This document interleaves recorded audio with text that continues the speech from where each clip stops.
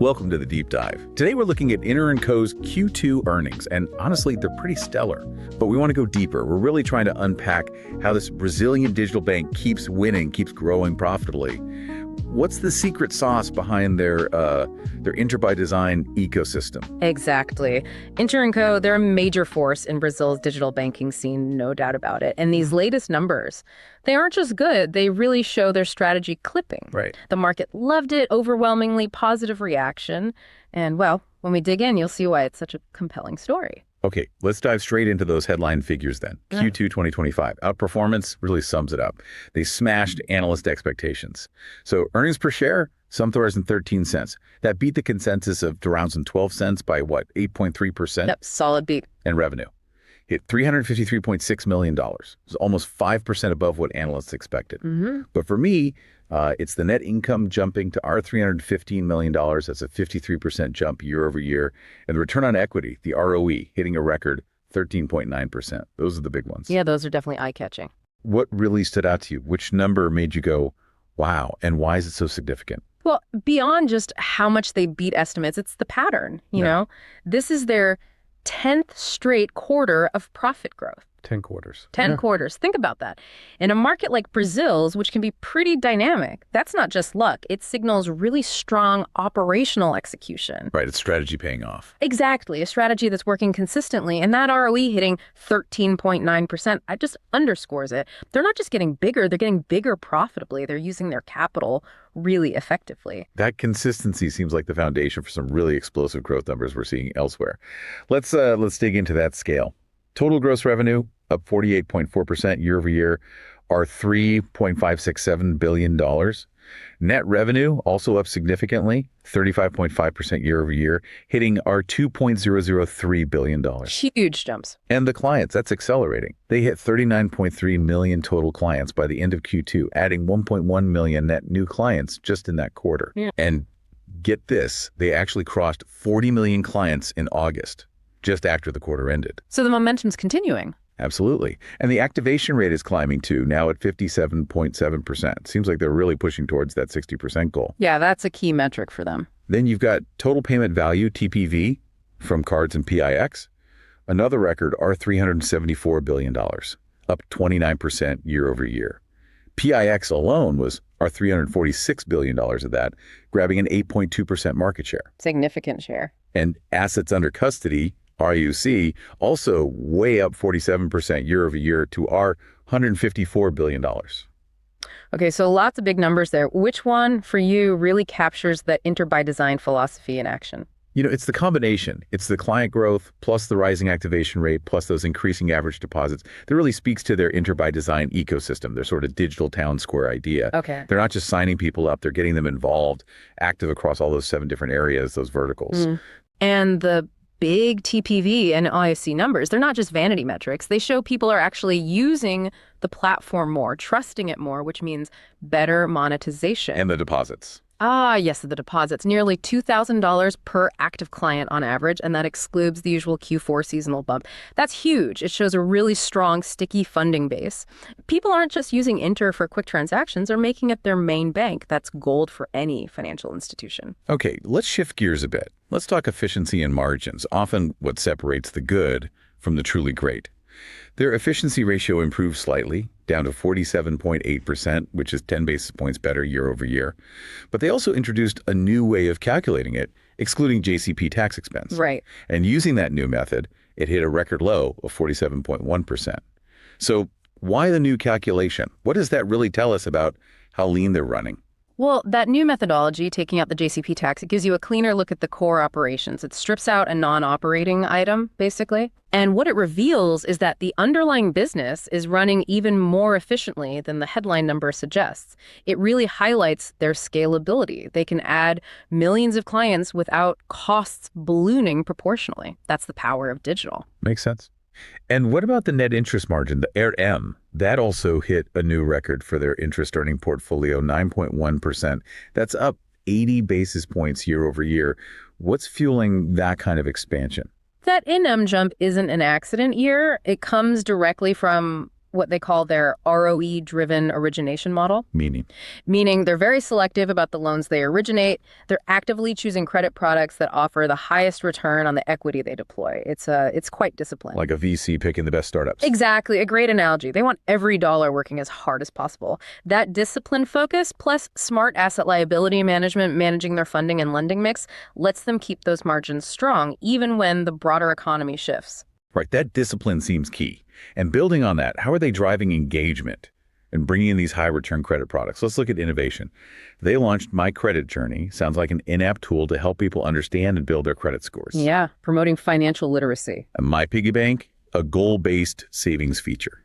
This apparently took off like crazy.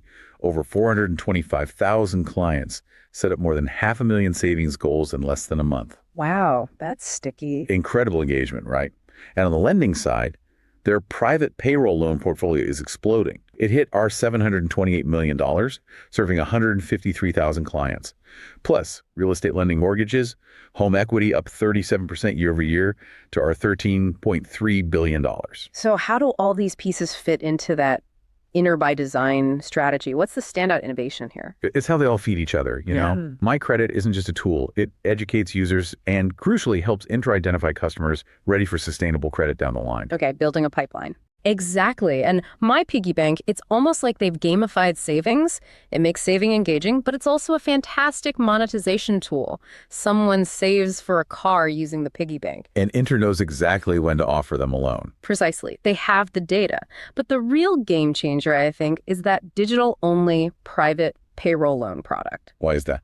Because many traditional banks were hesitant to push into that space digitally. They worried about cannibalizing their existing, maybe less efficient branch-based business. Right, the innovator's dilemma. Kind of. But Inter, being digital native, didn't have that baggage. They saw an opportunity, went for it digitally, and now they're reaping the rewards, ROEs over 30%, and delinquency rates looking much better than expected, maybe even single digits eventually.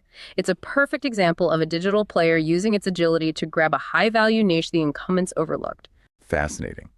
Okay, but with all this aggressive growth, especially in credit, you always have to ask about asset quality and risk management. Their numbers look strong. The non-performing loan ratio, NPLs, over 90 days, excluding some receivables, actually improved. It's down 50 basis points year over year to 4.6%. That's the lowest since 2022. That's a good trend. And their coverage ratio is solid at 143%, which is actually up a bit from previous quarters. Plus, they brought in a new chief risk officer, Marlo Arujo, who has over 20 years of experience. So what gives you confidence here? How are they balancing this speed with safety? I think the key is that management isn't just trying to minimize the cost of risk. They're focused on optimizing the risk-adjusted NIM. Explain that a bit. It means they're willing to take on well-understood, calculated risks in segments that offer high returns, as long as the overall portfolio stays healthy and the returns justify the risk. So not avoiding risk, but managing it for better returns. Exactly. And their loan book is quite diversified, with a big chunk in collateralized products. Think home equity loans, FGTS-backed loans. That provides a lot of built-in resilience. It's like building with strong A materials. solid foundation. Right. So even as they grow in newer areas like payroll loans, their base forecast for the cost of risk is stable, around 5.0% to 5.25%. And they even hinted there could be upside, meaning risk costs could come in lower. Bringing in an experienced CRO like Arujo just reinforces that commitment to disciplined, risk-aware growth. Okay, that risk-adjusted approach makes a lot of sense. Now, looking ahead, Inter & Co. laid out some pretty bold multi-year targets. They reaffirmed their 60-30-30 goal for 2027. That's 60 million clients, a 30% efficiency ratio, and a 30% ROE. Ambitious, definitely. And they expect loan portfolio growth to be at the high end of their 25-30% annual range. Wow. 60 million clients, 30% ROE by 2027. That sounds like a moonshot. What's the biggest hurdle, and what makes you think they can actually pull it off? It is ambitious, no question. But management seems genuinely confident, and they keep coming back to this powerful network effect they're building. How did that work? Well, as they add more clients, they achieve greater scale, which improves efficiency. Better efficiency drives higher profits. Higher profits allow them to reinvest more back into the platform, enhance products, attract more clients, and the cycle repeats, stronger each time. It's a compounding effect. A virtuous cycle. Exactly. The main hurdle is just keeping that momentum going while dealing with whatever the economy throws at them. But look at their track record, they've proven pretty adaptable. True. Plus, things like the private payroll loan success weren't even fully baked into their original plans. That gives them extra momentum. And they're already talking about the next potential big product, like something called duplicatable. They're constantly scanning for these digital-first, high ROE opportunities. That proactive approach gives you confidence they can navigate towards those big targets. Okay, so let's pull it all together. What does this mean for you, our listener, especially if you're watching the market? The reaction was loud and clear, wasn't it? Oh, absolutely. The stock jumped 14.2% on earnings day, closed at $7.46. Trading volume was nearly 4 times normal. And over the last month, the total return is over 31%. Huge move. And analysts are clearly on board. BTG Pactual, for instance, upgraded the shares to buy. Yeah, the sentiment is very positive. And you have to see it in context. Brazil's digital banking sector is thriving. Profitable growth is almost expected now. Inter is really differentiating itself against competitors like New Holdings through that deep cross-selling within its ecosystem. It's not just user acquisition. Right. Plus, the macro picture in Brazil seems supportive for banks right now, helping fees, helping NM, while asset quality holds steady. And don't forget the technical aspect. They're converting their Brazilian shares, PDRs, to U.S. Class A shares. U.S. liquidity is now often over 50% of the total volume. That's all about making the stock more accessible and potentially creating more value. So pieces are aligning. It seems so. That network effect and the Inter by Design strategy are really starting to compound into serious profitability. It makes Inter a very compelling story to watch in fintech right now. All right. Now, for a segment we like to do, putting on our speculative hats. And let me be crystal clear. What we're about to discuss is purely for entertainment and informational purposes. It is absolutely not financial advice. Think of this as us playing hedge fund analysts, pitching an outrageous but plausible trade idea. Got it. Got it. Disclaimer acknowledged. Okay, here's a thought, playing that role. Let's hear it. The trade idea. Go long Inter & Co. stock ticker INTR, but not just for the short term. Think a horizon beyond 2027.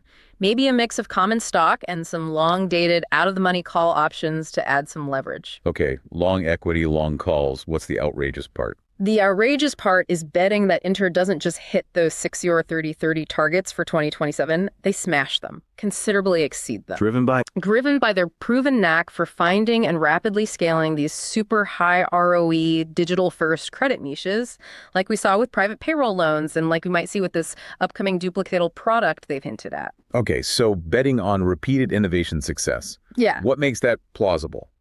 The plausibility comes from everything we just discussed. Their demonstrated operational leverage that efficiency keeps getting better. Their surprisingly strong risk management in these new credit areas, delinquency is better than feared. And the power of that Inter by Design ecosystem to cross-sell and retain customers. They're capturing significant market share in areas where traditional banks are maybe slower or less willing to compete digitally. So the core bet is simple. Management keeps finding these overlooked digital gold mines. If they do, today's valuation could look like a massive bargain compared to future earnings power. That's the thesis. Interesting. An outrageous but plausible long shot based on continued execution and innovation. Okay, let's recap the core takeaways from today's deep dive. Inter & Co. delivered a really impressive Q2. Strong beats, driven by smart product innovation, accelerating client growth, particularly active clients, and that clear focus on their ambitious 60-30-30 targets for 2027. Right. And that Inter by Design ecosystem is proving its worth, creating those compounding network effects we talked about. Management's confidence seems grounded in their execution so far. So to leave our listeners with something to chew on. Yeah, here's a thought. What's truly fascinating, I think, is seeing this network effect fundamentally change the math for digital banking, at least in Inter's case. It really makes you wonder, as these digital-first banks, especially in fast-growing markets like Brazil, keep refining these integrated ecosystems like Inter by Design, just how much more powerful can this compounding growth and profitability become? And maybe more importantly, what does that signal for the future of banking, not just in Brazil, but globally? A big question indeed. Definitely food for thought. Thank you for joining us on this deep dive into Inter & Co.'s Q2 performance. And one final time, please remember, everything discussed here, especially that trade idea, was for informational and entertainment purposes only. It is not financial advice.